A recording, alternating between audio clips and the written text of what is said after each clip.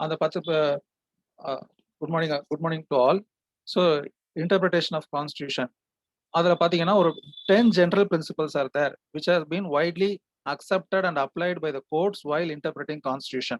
அந்த 10 principles நம்ம ஒன்று டிஸ்கஸ் பண்ண போகிறோம். பிரின்சிபல் ஆஃப் இம்ப்ளைட் பவர்ஸ் ஒன்று, principle of incidental and ancillary powers 2, principle of implied prohibition 3, principle of occupied field 4, principle of pith and substance 5, principle of colourable legislation 6, principle of territorial nexus 7, principle of severability 8, principle of prospective overruling 9, principle of eclipse. இந்த மாதிரி 10 widely accepted principles are there in interpretation of constitution. அதையும் நம்ம discuss பண்ண போறோம். கான்ஸ்டியூஷனுக்கும் மற்ற சட்டத்திற்கும் இருக்கக்கூடிய ஒரு முக்கிய வித்தியாசம் என்ன அப்படின்னு பார்த்தீங்கன்னா, constitution is just not a law, but it gives a mechanism under which law are to be made. அதுதான் ஒரு முக்கியமான ஒரு விஷயம். கான்ஸ்டியூஷனுக்கு உட்பட்டு தான் மற்ற சட்டங்கள் இயற்றப்படுது அப்படிங்கிறதுல எந்த ஒரு மாற்று கருத்தும் கிடையாது. Constitution is the goal of the country towards which we are going to travel and what we are going to achieve அப்படிங்கிறத எந்த சட்டம் சொல்லுது? கான்ஸ்டியூஷன் சொல்லுது. சரியா? கான்ஸ்டியூஷனோட இன்டர்பிரிட்டேஷன்ல அந்த 7 பாயிண்ட் நம்ம ஏற்கனவே டிஸ்கஸ் பண்ணியிருந்தோம் லாஸ்ட் செஷன்ல. என்னென்ன முக்கியமான விஷயங்கள் ஞாபகம் வச்சுக்கணும் அப்படின்னு சொல்லிட்டு, as all common laws, common codified laws, என்னது first thing to give effect to the intention of the framers of constitution. அதுதான் ஃபர்ஸ்ட் பாயிண்ட் பார்த்தோம்.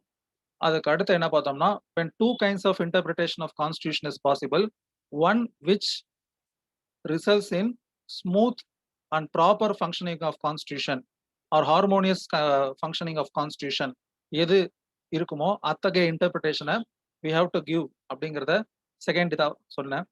மூணாவதா என்ன சொன்னேன் அப்படின்னு பார்த்தீங்கன்னா, constitution is for the people, இல்லையா? மக்களுக்காக ஏற்றப்பட்ட மக்கள் சட்டம் அப்படின்னு சொல்லலாம், பீப்புள்ஸ் லா.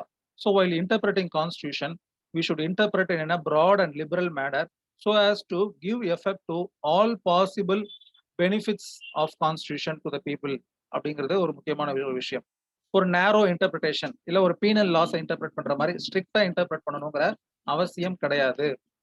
இது ஒரு முக்கியமான ஒரு விஷயம் கான்ஸ்டியூஷன் இன்டர்பிரட் பண்ணும்போது. ஏன் இதுக்கு ஒரே ஒரு சின்ன எக்ஸாம்பிள், ஆர்டிகல் 21 எடுத்துட்டோம்னா, right to life and personal liberty. அதுல அந்த லைஃப் அப்படிங்கிற ஒரு வார்த்தைக்கு கீழே கிட்டத்தட்ட அம்டீன் நம்பர் ஆஃப் கேசஸ் தான் தேர், இல்லையா? Right to life includes right to education, right to good health, right to pure water, right to shelter, right to accommodation, right to livelihood. இந்த மாதிரி ஏகப்பட்ட ரைட்ஸ் சொல்லலாம். ஆனா உபயோகப்படுத்திருக்கக்கூடிய வார்த்தை என்னது? ஒரே ஒரு வார்த்தை. அதே மாதிரி ப்ரொசீஜர் எஸ்டாப்ளிஷ்ட் பை லா, அதுல பாத்தீங்கன்னா Golaknath case, Maneka Gandhi case, Kesavananda Bharati case அப்படின்னு சொல்லிட்டு அடுக்கிக்கிட்டே போலாம். அப்ப அந்த ஒரு வார்த்தையை இன்டர்பிரட் பண்றதுல எத்தனை வகைப்பாடு, because it should be interpreted in a liberal and broad manner. அது மூணாவது முக்கியமான விஷயம் பார்த்தோம்.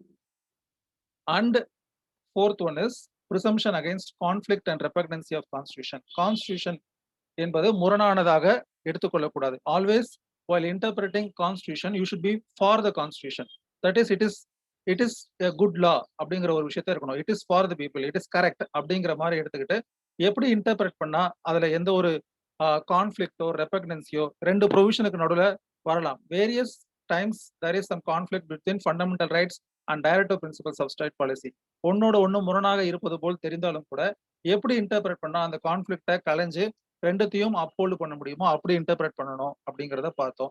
Constitution should be followed in letter and spirit அப்படின்னு பார்த்தோம். But at the same time it cannot prevail against it's letter அப்படிங்கிற ஒரு வார்த்தையும் சொன்னேன். அகெயின்ஸ்ட் இட்ஸ் லெட்டர்னா என்னது? என்ன வார்த்தைகள் அங்க பிரயோகப்படுத்தப்பட்டிருக்கோ, எதன் அர்த்தம் அங்க கொடுக்கப்பட்டிருக்கோ அதை தான் நம்ம இன்டர்பிரிட்டேஷன்ல எடுத்துக்கணுமே தவிர நம்மளாவே கான்ஸ்டியூஷன் அப்போ இட் இஸ் லைக் சம்திங் என்னது ஃப்ரம் டிவைன் ஃபோர்ஸ் அப்படின்லாம் எடுத்துக்காம என்ன இருக்கு, எப்படி அதை இன்டர்பிரட் பண்ணப்படும், அங்க ஒண்ணு இல்லை அப்படின்னா அது இல்லதான். அதற்காக நம்மளே அதற்கான வார்த்தைகளை சப்ஸ்டியூட் பண்ணக்கூடாது.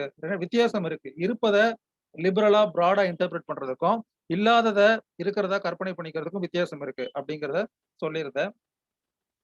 அதுக்கு அடுத்து பாத்தீங்கன்னா இன்னொரு முக்கியமான விஷயம் என்ன சொன்னா, every provision of the constitution is constitutional அப்படின்னு சொல்லியிருந்தேன். Every provision of constitution is constitutional. எல்லா ப்ரொவிஷன் ஆஃப் த கான்ஸ்டிடியூஷனுமே என்னது? It is something unique and it is to be எஸ்ட். அதாவது அது வந்து என்ன இருக்கணும்? இட் ஷுட் சஸ்டெயின் அப்படிங்கிற ஒரு விஷயம் சொன்னேன். அதே மாதிரி கான்ஸ்டிடியூஷனை பொறுத்த வரைக்கும் it is a organic document அப்படின்னு சொல்லுவாங்க. ஆர்கானிக்னா என்னன்னா எவால்விங். அது வந்து ஒரு ரிட்டன் லா. அதுக்கு உயிர் இல்ல அப்படின்னு நம்ம சொன்னோம்னா அது பொய். How, if you are going to interpret it in a better way so that more life can be flow in the constitution, எப்படி அதை இன்டர்பிரட் பண்ணா அது அதிக உயிர்ப்புடன் இருக்குமோ அத்தகைய இன்டர்பிரிட்டேஷனை கான்ஸ்டிடியூஷனுக்கு கொடுக்கணும். பிகாஸ் கான்ஸ்டிடியூஷன் இஸ் enacted என்னது முக்காலத்திற்கும் பொருந்தக்கூடிய வகையில அதை வந்து என்ன பண்ணிருப்பாங்க, இன்கார்பரேட் பண்ணிருக்காங்க. ஸோ அப்படிப்பட்ட ஒரு லாவை வந்து இன்டர்பிரட் பண்ணும்போது you should always go into the reasons, go into the cause rather than just go by plain literal words. அது வந்து முக்கியமான ஒரு விஷயம். சரியா? இந்த இன்டர்பிரிட்டேஷன் ஆஃப் கான்ஸ்டிடியூஷன்ங்கிறது மோஸ்டா கான்ஸ்டிடியூஷனல் கோர்ட்ஸ்ல நம்ம பார்க்கிறது. Constitutional courts established by way of constitution. High courts and supreme courts நம்ம சொல்லுவோம். அதுக்காக தான் அந்த ஹை கோர்ட்டுக்கும் சுப்ரீம் கோர்ட்டுக்கும் மட்டும் என்ன கொடுத்திருப்பாங்கன்னா, it is a court of record அப்படின்னு சொல்லிட்டு ஒரு வார்த்தை கொடுத்திருப்பாங்க. தட் இஸ் கோர்ட் ஆஃப் ரெக்கார்டுன்னு என்ன அர்த்தம்னா, தன்னுடைய தீர்ப்புகளை பரவலாக சட்டமாக இயற்ற வேண்டிய பொறுப்பு அரசாங்கத்துக்கு இருக்கு. அப்படி தன்னுடைய தீர்ப்புகளை ஒருத்தர் வந்து செயல்படுத்தல அப்படின்னா என்ன பண்ண முடியும் அப்படின்னு பாத்தீங்கன்னா, these two constitutional courts, that is high court and supreme courts, can punish a person for contempt of its orders or judgments. அந்த ஒரு சிறப்பு அம்சம் வந்து எதுக்கு இருக்குன்னு பாத்தீங்கன்னா, the constitutional courts, that is high courts and supreme courtsக்கு இருக்கு. அதுதான் வந்து கோர்ட் ஆஃப் ரெக்கார்டுன்னு சொல்லுவாங்க. It has the power to initiate a contempt proceedings against the willful violation of its own order. இத்தகைய சிறப்பான ஒரு அம்சம் ஒரு கீழமை நீதிமன்றத்துக்குலாம் என்ன கிடையாது. எதற்காக இந்த கான்ஸ்டிடியூஷனல் கோர்ட்ஸுக்கு வந்து ஒரு முக்கியமான ஒரு பொறுப்பை கொடுத்திருக்காங்கன்னா, because they are involving in an important aspect of applying the principles of constitution. அவர்களுக்கு முன்னால் வர வழக்குகளுக்கு ஒரு சாதாரணமாக ஒரு ஃபேக்ட்ஸ்குள்ள மட்டும் போகாம, சாதாரணமாக கரண்ட் சினாரியோக்குள்ள மட்டும் போகாம, how the constitution to be interpreted and how it can be used in a present case அப்படிங்கிற ஒரு எக்ஸ்ட்ரா அந்த ரெஸ்பான்சிபிலிட்டி இருக்கிறதுனால தான் கான்ஸ்டிடியூஷனல் கோர்ட்ஸுக்கு கண்டெம்ட் பவர் வழங்கப்பட்டிருக்கு. சரியா? கான்ஸ்டிடியூஷனல் கோர்ட்ஸ்க்கு வந்து என்ன இன்னொரு விஷயம் பார்த்தீங்கன்னா, they are the guardian of constitution. உங்களுக்கு எல்லாருக்கும் தெரியும், the high courts and supreme courts are called as guardian of constitution. எப்படி இன்டர்பிரட் பண்ணா கான்ஸ்டிடியூஷனை அப்ஹோல்டு பண்ண முடியும்? உண்மையாவே ஒரு பாதிக்கப்பட்டவர்களுக்கு பாதுகாவலனாக இருக்கக்கூடியது என்னது? கான்ஸ்டிடியூஷன் அப்படிங்கிற ஒரு விஷயம். இன்னொரு முக்கியமான ஒரு விஷயம், இந்த ஹையர் ஜுடிஷியரிக்கு என்ன இருக்கு அப்படின்னு பாத்தீங்கன்னா, இண்டிபெண்டன்ட் ஜுடிஷியரி. நான் லாஸ்ட் செஷன் கூட சொல்லியிருந்தேன், independent judiciary is a basic feature doctrine அப்படின்னு சொல்லியிருப்பாங்க. இண்டிபெண்டன்ட் ஜுடிஷியரி எங்க இருக்குன்னு பாத்தீங்கன்னா, டைரக்டிவ் பிரின்சிபல்ஸ் ஆஃப் ஸ்டேட் பாலிசில இருக்கும். Directive principles of state policy cannot be enforced in the court of law. அது உங்களுக்கு தெரியும் இல்லையா?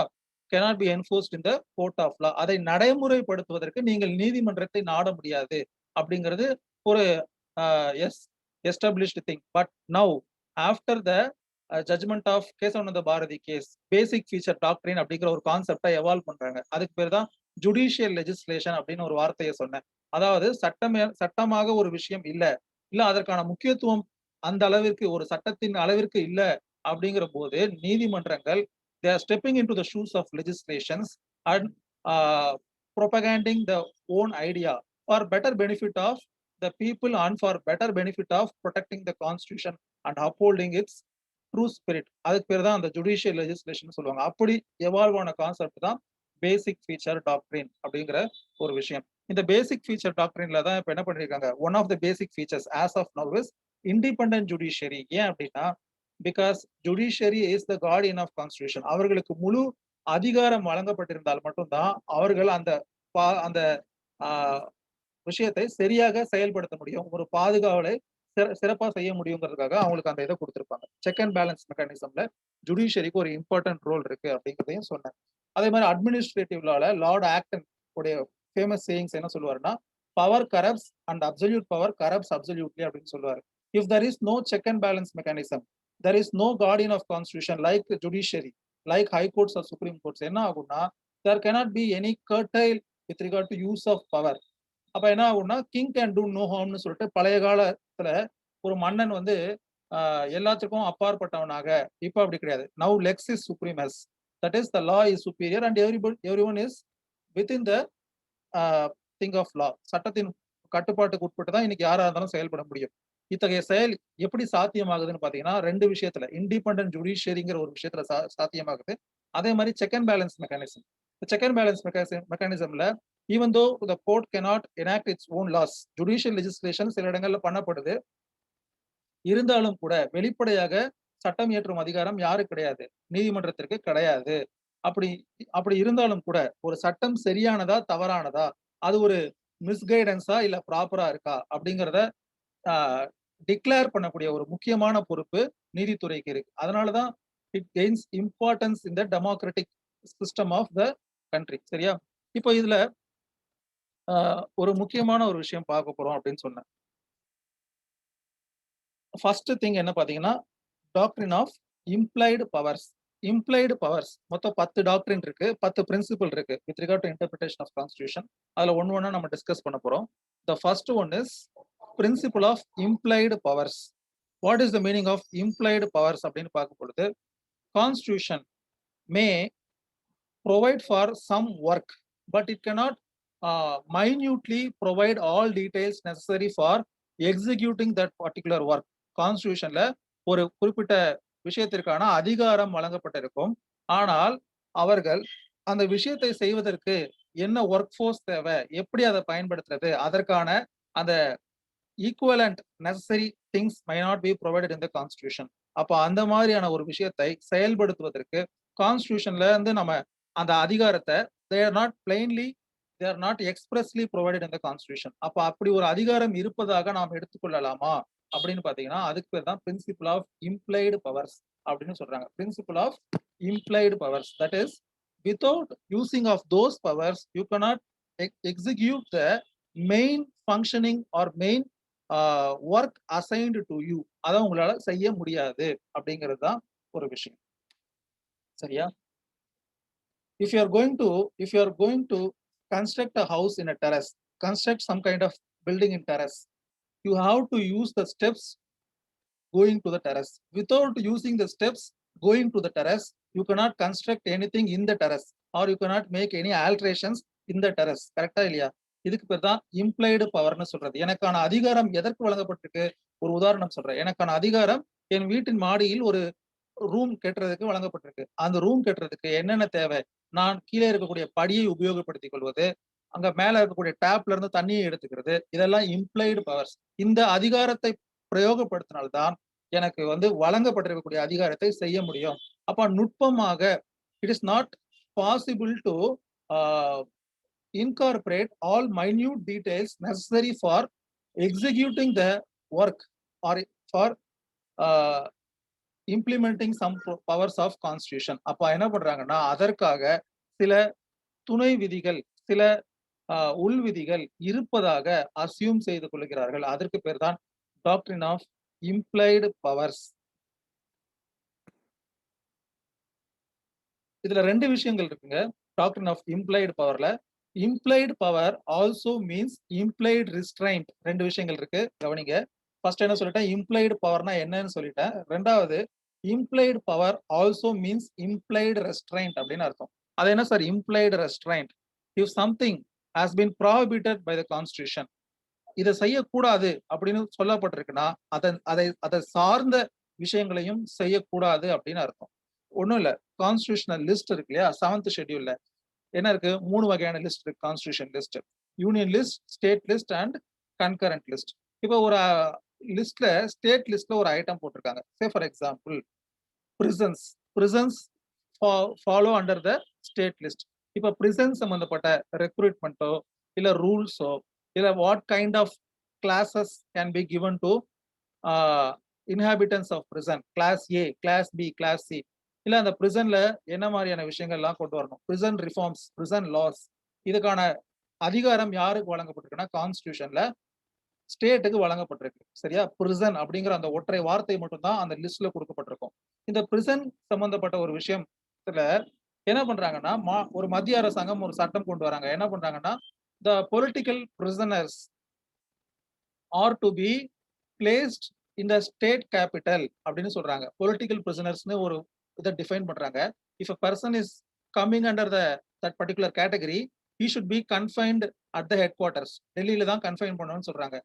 Say now whether it can be allowed or not அப்படின்னு பாத்தீங்கன்னா no, because actually something is restrained. ஒரு ஒரு பிரிசன் இப்போ வந்து ஒரு ஸ்டேட் கவர்மெண்ட் தன்னுடைய ஃபண்டிங்கை செலவு பண்ணி ஒருத்தரை வந்து அடைச்சு வச்சிருக்காங்க டு ப்ரொடெக்ட் லா.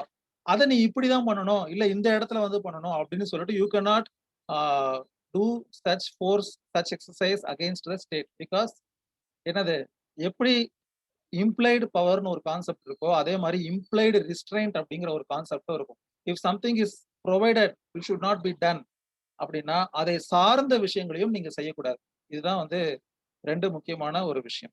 சரியா?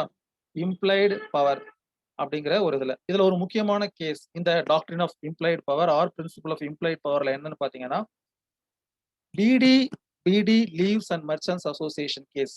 பிடி பிஐடிஐ பிடி இருக்கு இல்லையா, bidi leaves and merchants association versus state of Bombay. Bidi leaves and merchants association versus state of Bombay. AIR 1962 SC 486. இந்த ஒரு பர்டிகுலர் கேஸ் எடுத்து நீங்க பாத்தீங்கன்னாலே இம்ப்ளைடு பவருடைய விஷயங்கள் என்னென்ன இருக்கு அப்படிங்கிறத தெரிஞ்சுக்கணும். சார் இது எப்படி நம்ம தெரிஞ்சுக்கிறது? ஒரு விஷயம் இம்ப்ளைடு பவர்ல வருமா வராதா, within the sphere or it is outside the sphere, எப்படி சார் தெரிஞ்சுக்க முடியும் அப்படின்னா you should go into the root cause, why such thing has been incorporated or why this power has been provided and how it has to be executed. இப்போ ஒரு அதிகாரம் வழங்கப்பட்டிருக்கு, அது எதை செய்வதற்காக வழங்கப்பட்டிருக்கு, அதை எப்படி செய்ய முடியும் இந்த இம்ப்ளைடு பவர் இருக்கிறதுனால, இல்ல இந்த இம்ப்ளைடு பவர்னால எனக்கு வழங்கப்பட்ட அதிகாரத்தை மீறிய செயல் செய்வதற்கு இது வழிவகுத்து விடுமா அப்படின்னா that is not allowed under law. It would be coming under restraint. புரியுதா உங்களுக்கு? ஒண்ணும் இல்ல, இந்த நான் சொன்ன இந்த ஒரு கேஸுடைய ஃபேக்ட்ஸ் வந்து பாத்தீங்கன்னா with regard to fixing of wages of that particular BD workers. இப்போ இந்த fixing of wages with regard to BD workersல இவங்க என்ன பண்றாங்கன்னா ரெண்டு விஷயங்கள் கொண்டு வராங்க. சென்ட்ரல் கவர்மெண்ட் என்ன ரெண்டு விஷயங்கள் கொண்டு வராங்கன்னு பாத்தீங்கன்னா, ஒன்னு மினிமம் வேஜஸ் ஃபிக்ஸ் பண்றாங்க, அதற்கு அடுத்து ஒரு ஒரு கிரைட்டீரியா வைக்கிறாங்க. அதாவது இப்போ அதோடைய குவான்டிட்டி இருக்கு இல்லையா, சாரி அதோடைய குவாலிட்டி இருக்கு இல்லையா, அந்த பிடி அவங்க ரோல் பண்ணக்கூடிய அந்த குவாலிட்டியை பேஸ் பண்ணி அதுக்கு ஏத்த மாதிரி மினிமம் அவங்க ஒரு அமௌண்ட்டை வாங்குறதுக்கான வழிவகைகளை செய்யறாங்க. ஃபர்ஸ்ட் என்ன பண்ணிடுறாங்க, அவங்களுக்குன்னு நிலையான ஒரு சம்பளம் வருவதற்கான மினிமம் வேஜஸ் அலாட் பண்ணிடுறாங்க. அதற்கு அடுத்து இந்த எம்ப்ளாயர்ஸ் என்ன பண்றாங்கன்னா அந்த பிடி ரோல் பண்ணி கொடுத்ததுக்கு அப்புறமா இல்ல இதோட குவாலிட்டி வந்து இவ்வளவு பர்சன்டேஜ் கம்மியா இருக்கு, so you are not entitled for any வேஜஸ்ன்னு சொல்றாங்க. After spending all days toil, all days work, ஒரு நாள் முழுக்க நான் வேலை செஞ்சு கொண்டு போய் கொடுத்ததுக்கு அப்புறமா என்ன பண்றாங்க, இது சரியானது இல்ல, இது தரமானது இல்லைன்னு சொல்லி ஒதுக்கிடுறாங்க. இதனால என்ன ஆயிடுதுன்னா இவர்களை அந்த வேலைக்கான ஊதியத்தை இவங்களால சரி பண்ண முடியல. அப்ப அந்த சென்ட்ரல் கவர்மெண்ட் என்ன பண்றாங்கன்னா ரெண்டாவதா ஒண்ணு பண்றாங்க, எல்லாருக்குமே ஒரு மினிமம் ஸ்டாண்டர்ட் அவங்க ஒர்க்கோடைய தரத்துக்கு அடிப்படையில குறைஞ்சபட்சம் ஊதியம் வர்றதற்கான வழிவகைகளை செஞ்சு கொடுக்குறாங்க. அப்போ இந்த ரெண்டு விஷயத்தையும் பண்ண முடியுமா அப்படிங்கிறது கொஸ்டின்ல வருது. அப்போ ஸ்டேட் கவர்மெண்ட் என்ன சொல்றாங்கன்னா there is some board. அதே மாதிரி ஸ்டேட் கவர்மெண்ட் வந்து தனக்கு இருக்கக்கூடிய அதிகாரத்தை பயன்படுத்தி இண்டஸ்ட்ரியல் ட்ரிபியூனல்னு ஒண்ணு கொண்டு வராங்க. அந்த இண்டஸ்ட்ரியல் ட்ரிபியூனல் வந்து நோக்கம் என்னன்னா if there is some dispute with regard to determining that claim amount. இப்போ வந்து ஒருத்தர் செய்த வேலையின் தரம் இவ்வளவுதான் இல்ல இவ்வளவு இல்லை அப்படின்னு ஏதாவது டிஸ்பியூட் வந்துச்சுன்னா அதுக்குன்னு ஒரு அஜுடிகேட்டிங் அத்தாரிட்டி இருக்காங்க.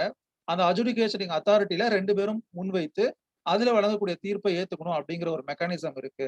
அதை ஓவர் கம் பண்ற மாதிரி இப்போ ஒரு ஆர்பிட்ரரியா without going into the trueness ஒரு எக்ஸ்பர்ட் வந்து அனலைஸ் பண்ணணும் இல்லையா, அதோட தரம் இருக்கா இல்லையான்னு சொல்லிட்டு எதுவுமே பண்ணாம பிளாங்கெட்டா உங்களுடைய கேட்டகரி இதுல வரும் இல்ல இதுல வராது அப்படின்னு சொல்வது எப்படி சரியாக இருக்கும் அப்படின்னு சொல்லி இது வந்து encroaching upon the states adjudicating thing with regard to the quality of and practical அப்படின்னு சொல்லி சொல்றாங்க.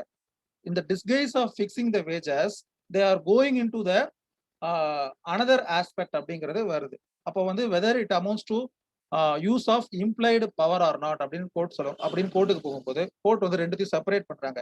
மினிமம் வேஜஸ் ஃபிக்ஸ் பண்றதுக்கு அதிகாரம் இருக்கு, மத்திய அரசாங்கத்திற்கு அதிகாரம் இருக்கு.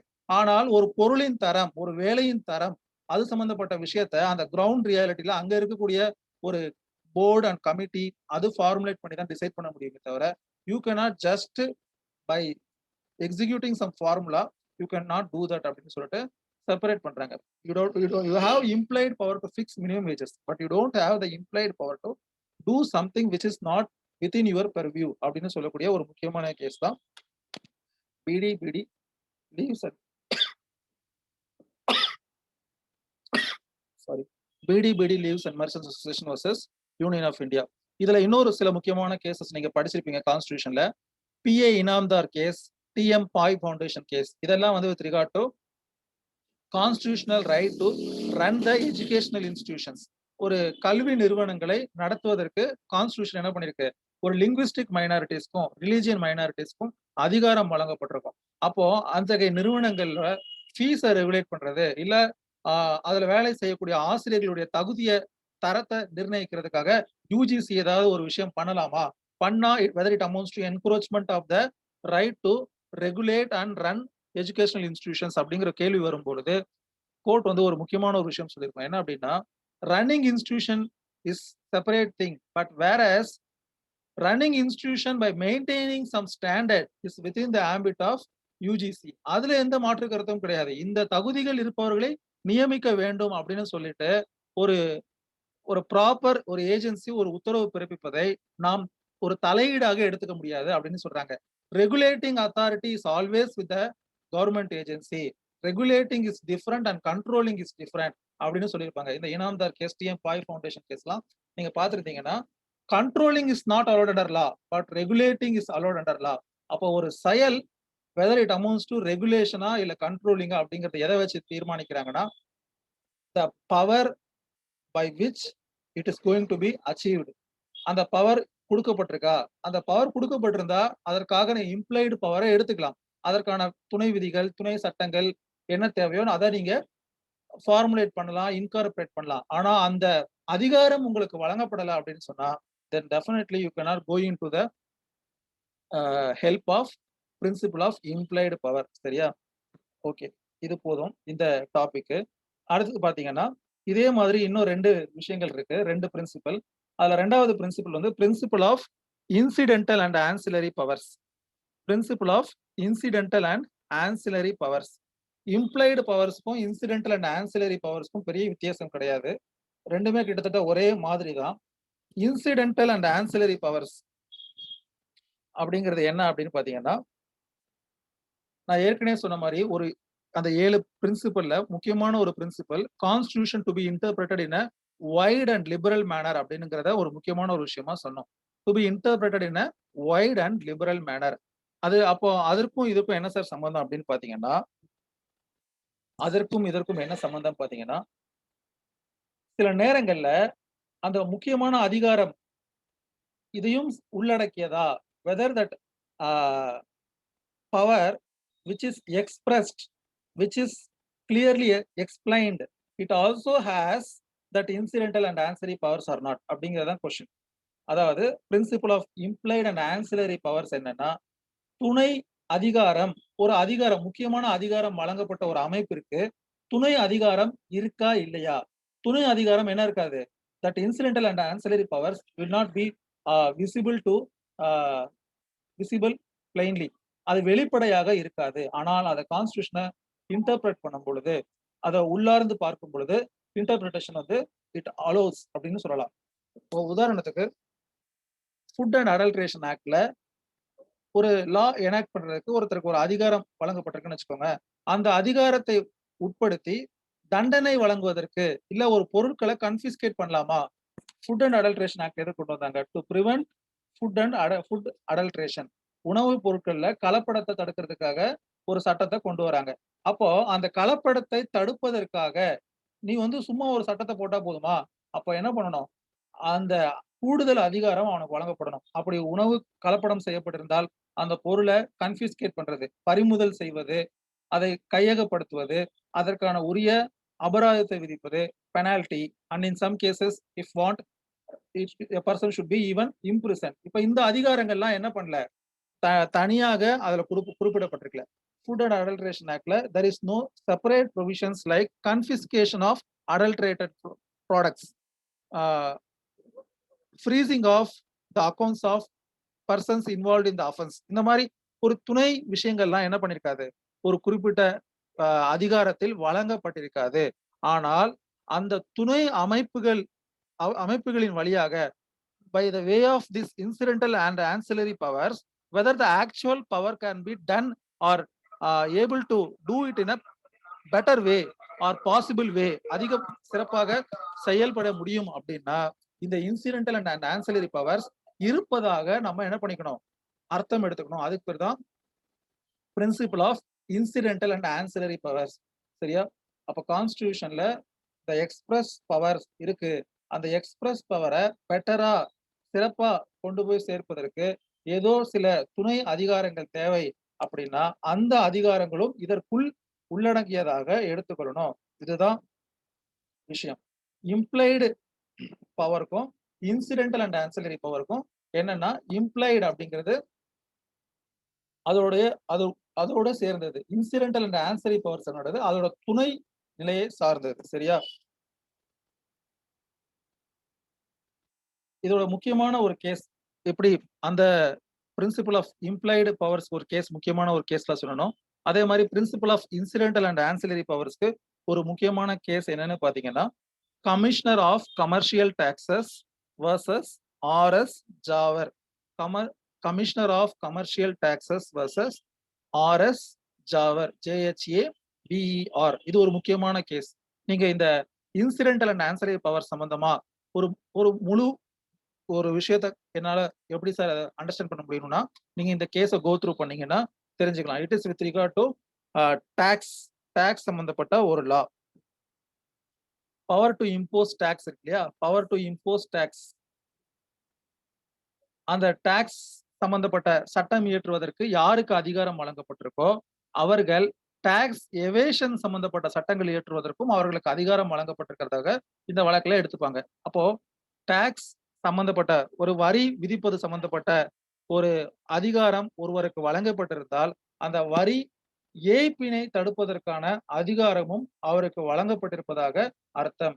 If something expressly there is some authority to impose tax, then it means that incidental and ancillary powers are provided to avoid evasion of tax. அப்படிங்கறதுதான் இதோட கான்செப்ட், இந்த கேஸ்ல உடைய முக்கியமான ஒரு விஷயம். சரியா? எப்படி அப்போ டாக்ஸ் இம்போஸ் பண்ண முடியும்? Only when you are able to avoid the evasion of taxes.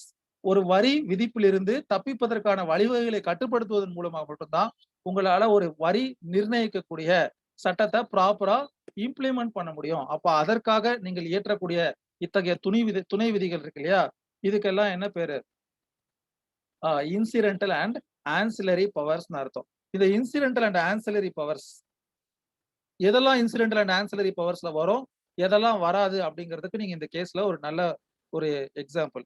இதே கேஸ்ல இன்னொரு சில இடத்துல என்ன சொல்லியிருப்பாங்கன்னா, this power would not come under incidental and ancillary powers because it is something in isolation or it does not have nexus, it is remotely connected to the power expressly provided அப்படின்னு சொல்லியிருப்பாங்க. அப்போனா என்ன அர்த்தம்னா, ஒரு விஷயத்தோடு நேரடியாக தொடர்புடாமல் ஒரு ஏதோ ஒரு வகையில் என்ன சொல்றது, உச்சந்தலைக்கும் உள்ளங்காலுக்கும் உள்ள தொடர்பு மாதிரி சம்பந்தமே இல்லாத ஒரு தொடர்பாக இருந்தால் அதனுடைய செயல்பாட்டிற்கு இது வழிவகுக்காமல் இருந்துச்சுன்னா அத்தகைய இதை வந்து என்ன சொல்றாங்கன்னு கேட்டீங்கன்னா, it is not an incidental and ancillary power but it is a remote power which does not have any nexus or connection or applicability with the express powers அப்படின்னு சொல்லிட்டு அத்தகைய விஷயங்களை என்ன பண்றாங்க, அனுமதிக்கிறது கிடையாது. சரியா? ஸோ இந்த டாக்ஸ் எவேஷன் லாஸ்ல எதெல்லாம் இம்ப்ளைட் பவர்ல வரும், எதெல்லாம் இன்சிடென்டல் அண்ட் ஆன்சிலரி பவர்ல வரும், எதெல்லாம் வராதுங்கிறத இந்த கேஸ்ல டீடைலா they would have been provided. So இதே மாதிரி இருக்கக்கூடிய இன்னொரு கான்செப்ட் என்னன்னு பாத்தீங்கன்னா, பிரின்சிபல் ஆஃப் இம்ப்ளைடு ப்ராஹிபிஷன். நான் ஏற்கனவே சொன்ன மாதிரி பிரின்சிபல் ஆஃப் இம்ப்ளைடு பவர்ல இம்ப்ளைடு ரிஸ்ட்ரைண்ட் அப்படின்னு ஒரு வார்த்தை சொன்னேன் இல்லையா, அதுதான் இங்க மூணாவது பிரின்சிபலா பார்த்திருக்காங்க. ஸோ அப்ப எல்லாம் இப்ப நம்ம பார்த்துட்டு இருக்க இந்த மூணு பிரின்சிபலுக்குமே ஒரு தின் லைன் தான் டிஃபரன்ஸை உருவாக்குது. ஃபர்ஸ்ட் பார்த்த பிரின்சிபல் ஆஃப் இம்ப்ளைடு, ஃபர்ஸ்ட் என்ன பார்த்தோம், பிரின்சிபல் ஆஃப் இம்ப்ளைடு பவர் பார்த்தோம். அடுத்து principle of incidental and ancillary power பார்த்தோம். இப்போ லாஸ்டா நம்ம பார்த்துட்டு இருக்கிறது principle of implied prohibition. Implied prohibition அப்படிங்கிறது என்னது?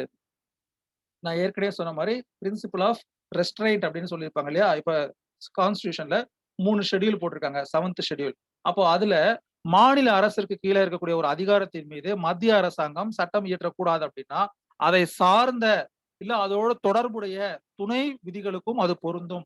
சரியா? இது நேரடியாக அதை பாதிக்கவில்லை. நேரடியாக அத்தகைய தடை இல்லை அப்படின்னு சொல்லக்கூடாது. அதுக்கு பேர் தான் பிரின்சிபல் ஆஃப் இம்ப்ளைடு ப்ராஹிபிஷன். நான் ஏற்கனவே ஸ்டார்ட்டிங் செஷன்ஸ்ல நான் கேட்டிருப்பேன். ஏன் வந்து தமிழ்நாட்டுல தனியா வந்து ஒரு நியூக்ளியர் மினிஸ்டர் இல்ல? ஏன் இங்கேயும் தான் கூடங்குளம் பவர் பிளான்ட் இருக்கு. ஏன் வந்து நியூக்ளியர் துறை அப்படின்னு சொல்லி ஒரு துறை வந்து இங்க இல்ல அப்படின்னு சொல்லி கேட்கும்போது சொல்லியிருப்பேன். என்னன்னா, அது வந்து சென்ட்ரல் கவர்மெண்ட் உடைய லிஸ்ட்ல வருது. யூனியன் லிஸ்ட்ல வருது. அதனால தான் இங்க வந்து தனியா நியூக்ளியர் எனர்ஜி மினிஸ்டர் அப்படின்னு சொல்லிட்டு ஒரு மினிஸ்ட்ரி இல்ல அப்படிங்கிறத சொல்லியிருப்பேன். சரியா? அதே மாரி மத்திய அரசாங்கத்துல மினிஸ்ட்ரி ஆஃப் பிரிசன் அப்படின்னு ஒரு துறை இருக்காது. ஏன்னா, சிறைத்துறை என்பது மாநில அரசின் கட்டுப்பாட்டிற்கு கீழ வரும். சோ, இப்ப இந்த மாதிரி ஒரு துறை சார்ந்த விஷயங்கள் நேரடியாக அதை பாதிக்கக்கூடியதாக இருக்குமா? அப்படிங்கிறது தான் principle of implied prohibition. If something is prohibited expressly, then it also means it is prohibited impliedly அப்படிங்கிறது ஒரு விஷயம். சரியா? Express mention of one thing implies exclusion of another. நான் இது வந்து நம்ம அந்த இதுல பார்த்தோம். ஞாபகம் இருக்கா உங்களுக்கு? Express mention of one thing implies exclusion of another. கிட்டத்தட்ட அந்த 12 ஜெனரல் பிரின்சிபல்ஸ் ஆஃப் இன்டர்பிரேஷன் பார்க்கும்போது சொல்லியிருப்பேன். ஆர்டிகல் 15, 21 பத்தி உங்களுக்கு நான் எக்ஸ்பிளைன் பண்ணும்போது சொல்லியிருந்தேன் இல்லையா? ஆர்டிகல் 14, 16 இது எல்லாமே வந்து யாருக்கு பொருந்தும்? சிட்டிசன்ஸ்க்கு மட்டும் தான் பொருந்தும். ஆனா ஆர்டிகல் 21 எப்படி ஆரம்பிக்கும்னா, நோ பெர்சன் அப்படின்னு ஆரம்பிக்கும். So it also applicable to all kinds of persons devoid of citizenship. அவன் இந்திய குடிமகனாக இருந்தாலும் இல்லை என்றாலும் ஆர்டிகல் 21 உடைய ப்ரொடெக்ஷனை அவனுக்கு கொடுத்து ஆகணும். ஆனா with regard to public employment அது யாருக்கு பொருந்தும்? ஆர்டிகல் 16 சிட்டிசன்ஸ்க்கு மட்டும் தான் பொருந்தும். அப்போ ஒரு நேபாளியோ இல்ல ஒரு வேற ஒரு நாட்டுடைய சிட்டிசனோ வந்துட்டு இந்த மாதிரி இந்தியன் கவர்மெண்ட்டுடைய இந்த ரெக்ரூட்மெண்ட்ல எனக்கு வாய்ப்பு கொடுங்கன்னு சொல்லி கேட்க முடியாது. That is what the prohibition strictly speaks. ப்ராஹிபிஷன்ங்கிறது தெளிவா கொடுக்கப்பட்டிருந்தா அதை சார்ந்த விஷயங்களுக்கும் அந்த ப்ராஹிபிஷன் பொருந்தும். சரியா?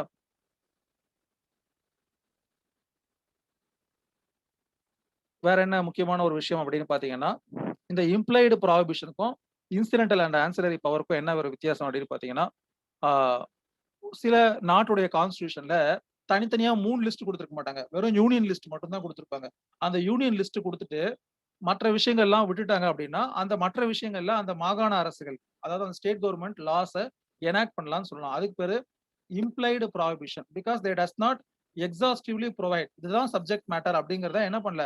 புரொவைட் பண்ணாத ஒரு நேரங்கள்ல எக்ஸாஸ்டிவா இதுதான் சப்ஜெக்ட் மேட்டர். இதுக்கு கீழ நீங்க சட்டம் இயற்றலாம் அப்படின்னு புரொவைட் பண்ணாத சமயங்கள்ல என்ன கான்செப்ட் வந்து அப்ளை ஆகும்னு பாத்தீங்கன்னா, இம்ப்ளைடு ப்ராஹிபிஷன். இம்ப்ளைடு ப்ராஹிபிஷனுக்கு ஒரு பெஸ்ட் கேஸ் வந்து பாத்தீங்கன்னா, where only one list is provided. In some constitution only the power of union is provided. அப்ப அந்த மாதிரியான கேசஸ்க்கு implied prohibition. Union is prohibited impliedly. யூனியனுக்கு ஒரு தடை விதிக்கப்பட்டிருக்கு அப்படிங்கறது அர்த்தம். சரியா? 2 செப்பரேட் லிஸ்ட் ப்ரொவைட் பண்ணிருக்காங்க. State list, union list. For example like our constitution. அப்ப அங்க வந்து என்ன வரும்னு பாத்தீங்கன்னா, அந்த இன்சிடென்டல் அண்ட் ஆன்சிலரி பவர்ஸ்க்கும் ப்ராஹிபிஷன் வரும். அப்ப அதை சார்ந்த விஷயங்களுக்கும் நீங்க பண்ணக்கூடாது. Because exhaustively it is provided. கரெக்டா? எக்ஸாஸ்டிவ் லிஸ்ட் அப்படின்னு சொல்றோம். ஏன்னா இங்க தனித்தனியாக 3 விஷயங்களுக்கும் state list, union list and concurrent list 3யும் தனித்தனியாக கொடுக்கப்பட்டிருக்கு.